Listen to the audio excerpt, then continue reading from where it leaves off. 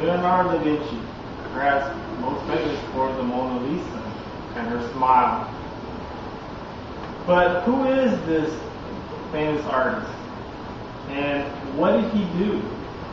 And why is it that he's more than just a famous artist? Well, it all started when he was born in 1452 in a small town called Vinci, Italy, just outside of Florence. There, he grew up with his father, who eventually decided to give him to another master so he can learn painting. Verrocchio one time painted a big painting, and in this painting, which is very interesting, he painted an angel. Leonardo painted this one angel, and everybody was all inspired by this one angel. From there, that's when he became known as Leonardo Da Vinci. That was his breakthrough, becoming a scientist, an artist, and an architect. As an artist, as everyone probably heard, the Mona Lisa was famous probably because of her smile. But who was this Mona Lisa that he painted? Well, it was somebody named Lisa del Giocondo. She was a virtuous woman because perhaps the way he painted her was interesting, as her eyes did not gaze upon just him directly, more as like an offset. Another thing was her smile. She wasn't really smiling, she was just content. Also, when her hands were painted, he painted her right hand over her left, which meant that she was a virtuous woman. Now, he also painted the Virgin of the Rocks, or the Madonna of the Rocks. He painted one on canvas in 1483 and left it at the Louvre in France. But he later on, no one understands why, but he painted another one on wood in 1503. There, people can be amazed by it in London. This Madonna of the Rocks seemed to have made him one of the famous during that time, and one of the most sought after paintings. The Last Supper was painted for a monastery in Santa Monica, a place for the priests, because after a party they decided, hey, let's go ahead and do another painting. But what's interesting about this Last Supper was that he did not paint it with fresco, he painted it as a tempera. Now, what was the difference? Well, one of the differences is on a fresco, he painted on wet plaster, wet paint on wet plaster. But as a fresco, he didn't paint it like that. Instead, he painted it a wet paint on dry plaster. Now, as an architect, he painted the Codices in the Institute of France.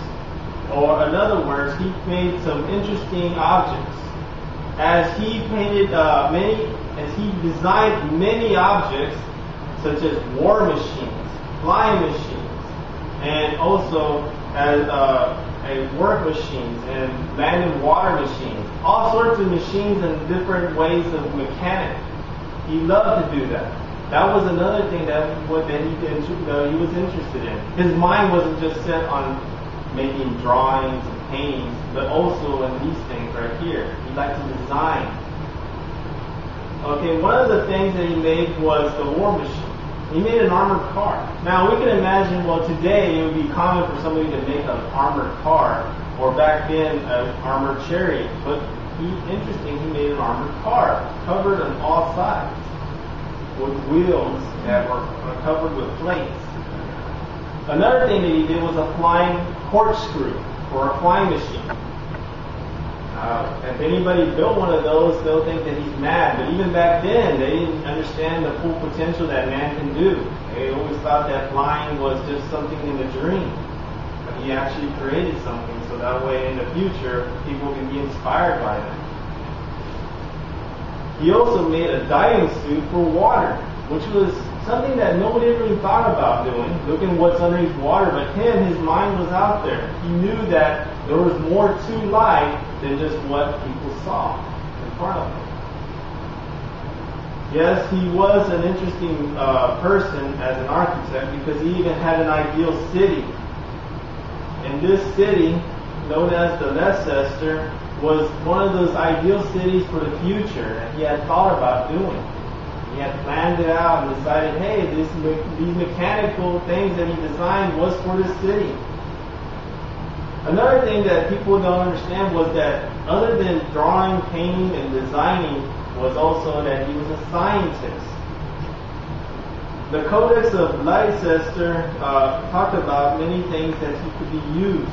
Here he talked about moving water, the dynamics and the formulas that were behind moving water. Also, by measuring water, he made devices up so that way you can see how water moves and describe how they can be used as dams, weirs, and other forms. He also looked up at the sky and decided, hey, the moon, look at the moon, everyone. And right here, you could see that it was shining only at the little crescent of the moon at one point during the new moon. And here, that's where he described that the reflection, that dark shadowy part, was the earth. A lot of people didn't understand that back then. And one of the more interesting things is that he was a paleontologist.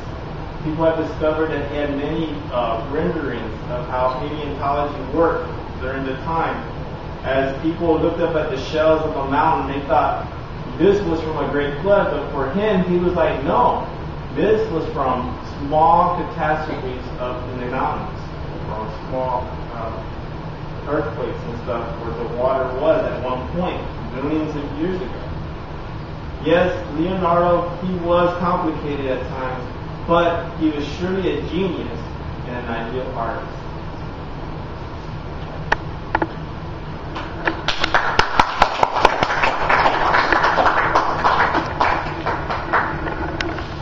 Okay.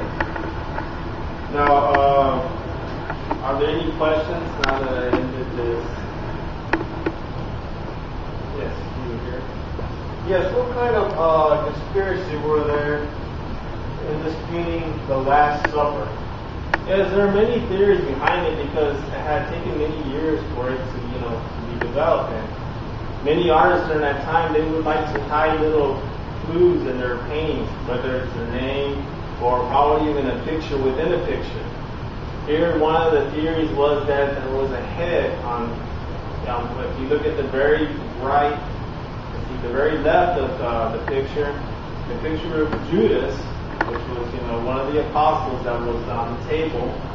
They said that there's like a little baby that you could see on his neck. And that's one of the possibilities during that time that could be, another picture within a picture. And there are other theories about the way he drew that picture. But that's a good question. Yes? What is a weir? Oh, yes, a weir. Along with his the mechanical devices that he did, a weir is a small dam that, that during that time, they decided, to understand a little better, a dam is big, but you need a small place for the water to go. And so the weirs are the small dams that fed water to at that time. Yes. Did he paint the Sistine Chapel? No, he didn't. That was another artist.